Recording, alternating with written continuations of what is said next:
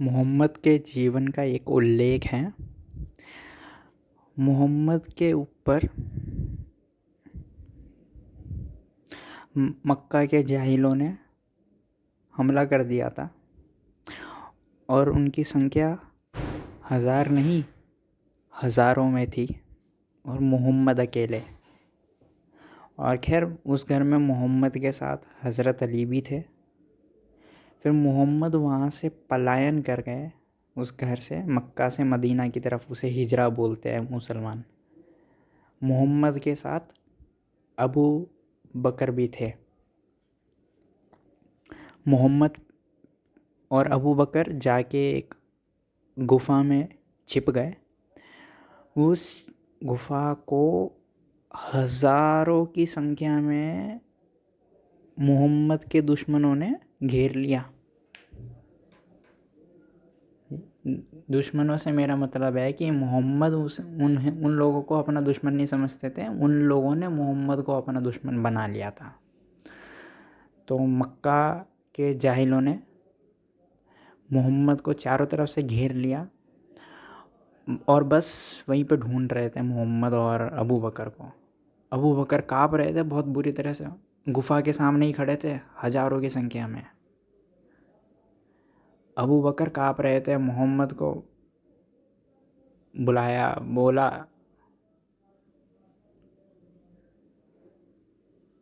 मोहम्मद हजरत अभी क्या होगा बताओ। मुझे तो बहुत घबराहट हो रही है, अब क्या होगा कुछ नहीं पता। सिर्फ हम दो और वो हज़ारों की संख्या में क्या होगा बताइए। तो हजरत बोले, दो तीन है हम लोग, गौर से देखो ज़रा, तीन है हम लोग। तो बकर बोले, लगता है आप भी डर के कारण घबरा रहे हैं और आपको संख्या का थोड़ा ठीक से पता नहीं लग पा रहा। मोहम्मद बोले, तुम, मैं और परमात्मा हमारे साथ हैं, हम तीन हैं। और जब तीसरा यानी कि परमात्मा, या अगर मुसलमानों की भाषा में बोले, इस्लाम की भाषा में बोले अल्लाह, तो कुछ नहीं होगा हम तीनों को। हम तीन इस गुफ़ा में हैं। इस गुफ़ा के बाहर हज़ारों की संख्या में जाहिल है। और उल्लेख ये है कहानी में, मोहम्मद की इस जीवन की कहानी में, कि हज़ारों की तादाद में जाहिल थे, लेकिन मोहम्मद और अबू बकर उन लोगों को दिखे ही नहीं गुफ़ा के अंदर।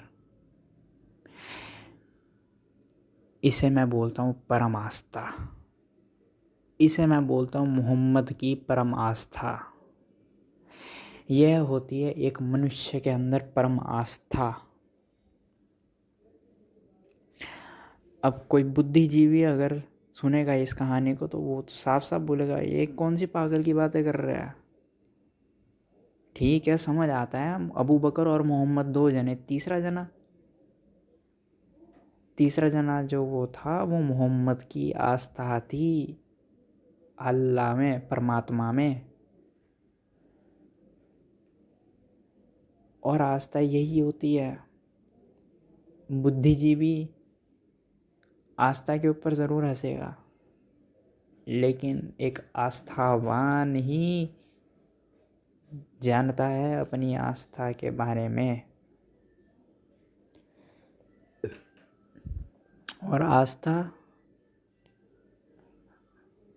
अंतरतम हृदय से उठती है, तब चमत्कार होते हैं ऐसे, जैसे ये मोहम्मद के साथ हुए। मोहम्मद और अबू बकर तो जैसे अदृश्य हो गए थे। गुफ़ा के अंदर थे, आए भी थे ढूंढने, फिर भी उन लोगों को दिखे नहीं मोहम्मद और अबू बकर। ये है मोहम्मद की आस्था का चमत्कार। और अबू बकर तो फिर भी काँप रहे थे डर से। मोहम्मद तो अपनी आस्था पर अटूट, हम तीन हैं, हम तीनों को कुछ नहीं होगा। यह मोहम्मद की आस्था थी। इसे बोलता हूँ मैं आस्था, परम आस्था। ऐसी आस्था आपके अंदर हो तो कोई कारण नहीं कि आपके जीवन में भी चमत्कार घट सकते हैं। कैसे भी चमत्कार घट सकते हैं। आपकी आस्था प्रगाढ़ होनी चाहिए। आपकी आस्था हृदय से निकलनी चाहिए, आपके खुद के हृदय से। ये नहीं कि चले गए मस्जिद और 4 लोगों के सामने सिजदा कर दिया। नहीं, चले गए जैन मंदिर और खमाक्षणा दे दिए गुरुजी के सामने। नहीं, आस्था किसी को दिखाने के लिए होती भी नहीं है। तुम दिखाओगे कैसे? 4 बार नाम ले लोगे अल्लाह का,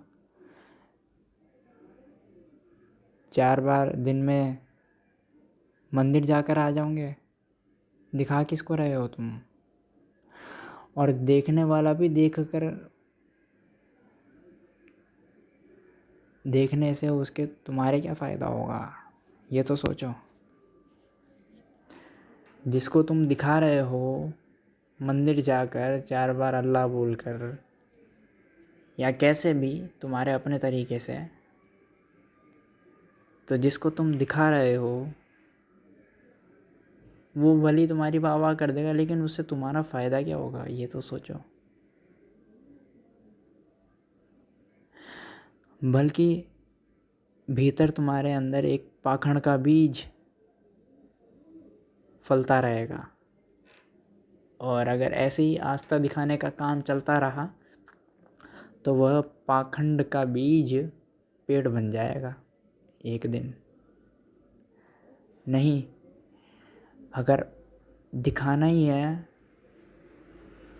तो नास्तिक बन जाओ। पाखंड से बेहतर तो नास्तिक हो जाना है। कम से कम खुलकर घोषणा तो कर दी कि मैं नास्तिक हूँ, मैं नहीं मानता किसी परमात्मा में, ईश्वर में, अल्लाह में। मेरी नज़र में अगर पूछा जाए मुझसे कि नास्तिक या दिखावटी पाखंडी दोनों में से किसको चुनना चाहेंगे आप, तो मैं चुनूँगा एक नास्तिक को, क्योंकि नास्तिक ईमानदार है। नास्तिक उस पाखंडी से ईमानदार है। कम से कम वो ये एक सच तो बोलता है कि मैं नहीं मानता इन सब आस्थाओं में, धर्मों में। लेकिन पाखंडी ऐसा बिल्कुल भी नहीं बोलेगा। वो ना केवल दूसरों को धोखा दे रहा है, खुद को भी धोखा दे रहा है। क्योंकि पाखंड से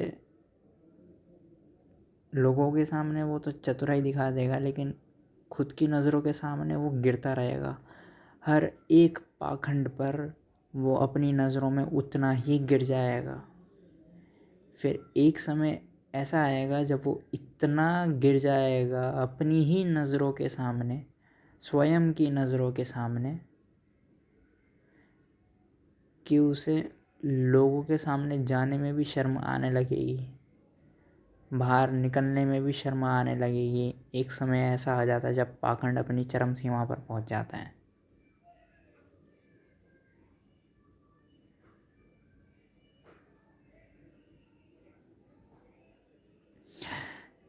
एक कहानी है, मैंने यह ओशो से सुनी है। बायजीद एक फ़कीर हुआ, काबा की यात्रा पे जा रहा था। तो बायजीद के ज़माने में तब कोई एयरप्लेन या गाड़ी वगैरह नहीं होती थी। तब काबा की यात्रा के लिए जाना होता तो पैदल ही जाते थे, जंगलों से होकर। तो गाँव वाँव में एकदम मिलकर जाते थे, क्योंकि जंगलों से होकर जाते थे। अगर कभी जंगली जानवर से सामना हो गया तो फिर वापस ज़िंदा आएंगे नहीं आएंगे उसकी भी गारंटी नहीं होती थी उस समय में। तो बायजीद मिला सब गाँव वालों से। सब गाँव वालों ने उसको ब्लेसिंग्स दी, शुभकामनाएं दी, और फिर बायजीद रवाना हो गया अपनी काबा यात्रा पर। चला, कुछ दिन चलने के बाद एक आदमी उसे मिला। वो खुद फ़कीर था, दूसरा आदमी भी। अब फ़कीरों का तो पता ही है ना, दिमाग घुमा देते हैं। एक बुद्धिजीवी का तो दिमाग घुमा देंगे, यही होता है। एक प्रेमी हमेशा एक बुद्धिजीवी का दिमाग घुमा देता है। तो बायजीद को वो फ़कीर बोला, फ़कीर उस बायजीद को बोला कि कहाँ जा रहे हैं आप। बायजीद बोला, मैं तो काबा यात्रा पर जा रहा हूँ, ज़रा आप हमें रास्ता बता देंगे तो आपकी बहुत मेहरबानी होगी। तो फ़कीर बोला, काबा जा रहे हो? काबा के सामने ही खड़े हो और तुम पूछते हो मैं काबा का रास्ता बताऊं? मैं काबा जाकर आया था, तुम मेरे ही 3 चक्कर लगा लो, मैं ही काबा हूँ। क्योंकि मैं भी 3 चक्कर काबा के लगा कर आ गया था, तुम क्यों अपनी ऊर्जा व्यर्थ करते हो काबा के पास जाने के? मैं चक्कर लगा के आ गया था, तुम मेरे चक्कर लगा लो मुझे काबा समझ के। तो बायजीद ने उस फ़कीर के 3 चक्कर लगा लिए और वापस अपने गांव पहुंच गया। ये होती है परम आस्था। बायजीद ने उस व्यक्ति को काबा की भांति मानकर उसके 3 चक्कर लगाए। ये होती है परम आस्था। और इस कहानी में मैं उस फ़कीर को बोलूँगा वो जीवित काबा है। फिर बायजीद के पास एक भक्त आया, बोला, गुरुजी मुझे भी काबा की यात्रा करनी है, मार्गदर्शन बताएं। तो बायजीद बोला, तुम काबा के सामने ही खड़े हो, मेरे ही 3 चक्कर लगा लो। भक्त बड़ा हैरान हुआ, मन ही मन सोचा होगा क्या पागलपंती की बात कर रहा है। यही तुम्हारे मन में भी आ रहा होगा अभी। यह एक बुद्धिजीवी के मन में आ सकता है जिसे आस्था का कुछ नहीं पता। यह होती है आस्था। आस्था इतनी प्रगाढ़ होनी चाहिए, हृदय से निकलनी चाहिए, बुद्धि से नहीं निकलती कभी आस्था। बुद्धि से बुद्धिजीवी ही निकलता है तुम्हारे। और ध्यान रखना, हृदय के हमेशा खिलाफ होता है तुम्हारा मस्तिष्क। तुम्हारी बुद्धि तर्क देने में इतनी माहिर है कि तुम्हें छोटी सी छोटी आस्था का भी अगर उदय होने लगता है तुम्हारे हृदय से, तो बुद्धि तत्क्षण सक्रिय हो जाती है और तर्क पे तर्क देने लगती है। ये क्या पागलपंती के काम कर रहे हो, ये क्या कर रहे हो।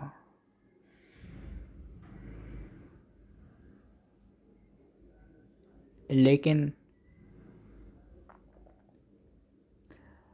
अगर बुद्धि सक्रिय हो जाए लेकिन तुमने अपनी बुद्धि को बिल्कुल भी छूने नहीं दिया अपने हृदय को, और तुम्हारी आस्था कायम रही, तो तुम देखोगे कई चमत्कार हुए तुम्हारे भीतर, तुम्हारे जीवन में। यह होती है आस्था। और याद रहे, जिसके भीतर इतनी प्रगाढ़ आस्था है उसको ना ही मस्जिद जाने की ज़रूरत है ना ही मंदिर। वो जहाँ भी है वही चमत्कार होते रहेंगे, वही परमात्मा उसके ऊपर अपनी प्रकाश बरसाते रहेंगे। ठीक वैसे ही जैसे मोहम्मद के साथ चमत्कार हुए। लेकिन उसके लिए आस्थावान होना ज़रूरी है। अब मैंने तुम्हें बोला कि चमत्कार होना है अपने जीवन में, चमत्कार लाने हैं तो आस्थावान होना पड़ेगा। अब अगर आप इस वासना से भी आस्थावान होते हैं तो ये वासना आपके बुद्धि से निकली है। और ध्यान रहे मैंने अभी पहले क्या बोला था, बुद्धि हमेशा खिलाफ रहती है हृदय के। हृदय से छोटी सी भी आस्था निकलती है तो बुद्धि मार देती है। तो अब ये वासना जो निकली ये भी बुद्धि से निकली है। अब ये हृदय को तोड़ मरोड़ कर कैसे भी आस्था बाहर निकालेगी, लेकिन वो आस्था मुर्दा होगी, जीवित नहीं। आपको एक उदाहरण से समझाता हूँ। लेदर का कारोबार होता है, लेदर के जूते बनते हैं, तो उसके लिए चमड़ा चाहिए जानवर का। अब जानवर को आप जीवित तो ला नहीं सकते, वो तो भाग जाएगा। वो आपसे भी तेज़ भागता है वो जानवर। जैसे हिरण हो गया, हिरण बहुत तेज़ भागता है, एक आम मनुष्य नहीं कभी पकड़ पाएगा हिरण को। तो उसका शिकार करते हैं, मारते हैं उसे। जब वो मर जाता है तब उसे लेकर आते हैं, उसका चमड़ा काटते हैं और उसका फिर चमड़े का फिर कारोबार होता है। आगे जाकर तरह तरह की चीज़ें बनती हैं। यही काम आपकी बुद्धि करेगी अगर आपके अंदर वासना आ गई आस्था पैदा करने की। वासना आपके बुद्धि से निकलेगी कि आस्था पैदा करो, मुझे भी चमत्कार देखने तुम्हारे जीवन में, और हृदय को मुर्दा कर देगी, मार देगी। नहीं, आस्था जब सब कुछ शांत हो जाए और केवल परमात्मा का नाम ही रहे, परमात्मा ही रहे, और अगर परमात्मा भी ना रहे, कुछ भी ना रहे, तब प्रकट होती है आस्था। वासना से अगर आस्था होती है तो वो मुर्दा आस्था होती है, वो आस्था कहलाने के लायक भी नहीं है। मुर्दा आस्था तो मैं केवल आपको समझाने के लिए बोल रहा हूँ।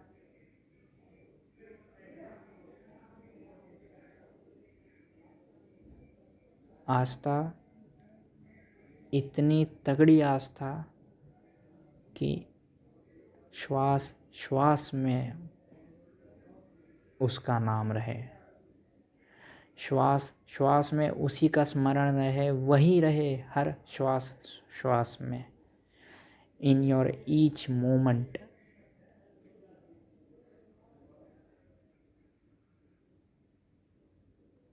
वो रहना चाहिए। मोहम्मद जब भी कुरान की आयत देते थे, बहुत सारी कुरान की आयतें दी मोहम्मद ने। आप अधिकतम आयतों में देखेंगे अल्लाह शब्द बार बार जिक्र किया गया है अल्लाह का, क्योंकि मोहम्मद इतने आस्थावान थे, इतनी प्रगाढ़ आस्था थी मोहम्मद की कि अल्लाह का नाम ना चाहते हुए भी निकल जाता था, ऐसी उनकी प्रगाढ़ आस्था थी। उनके ज़ुबान पर, उनकी श्वासों पर अल्लाह का नाम था। खाना खाते जब अल्लाह को धन्यवाद करते, रोज़ सुबह उठते तो अल्लाह को धन्यवाद करते कि तूने नया दिन दिखाया आज। ये होती है आस्था। आस्था कोई ये नहीं होती कि एकदम से सुबह 8:30 बजते ही मंदिर चले गए, चलो भाई आस्था निकालो, हृदय खोलो, चप्पल उतारो बाहर, जल्दी आस्था करो, आस्था खोलो, आस्था करो। नहीं, वो मुर्दा आस्था है, वो आस्था नहीं है, वो ज़बरदस्ती है, वो बलात्कार है अपने ही हृदय के साथ। अपनी ही बुद्धि अपने ही हृदय के साथ बलात्कार करती है वो। नहीं, बलात्कार तो जुर्म है, पाप है।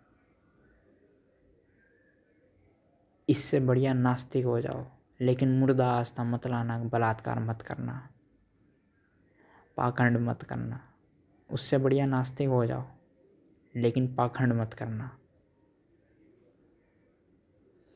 सब्सक्राइब करें अगर ये चलचित्र मददगार साबित हुई हो तो, और शेयर करें यह वीडियो।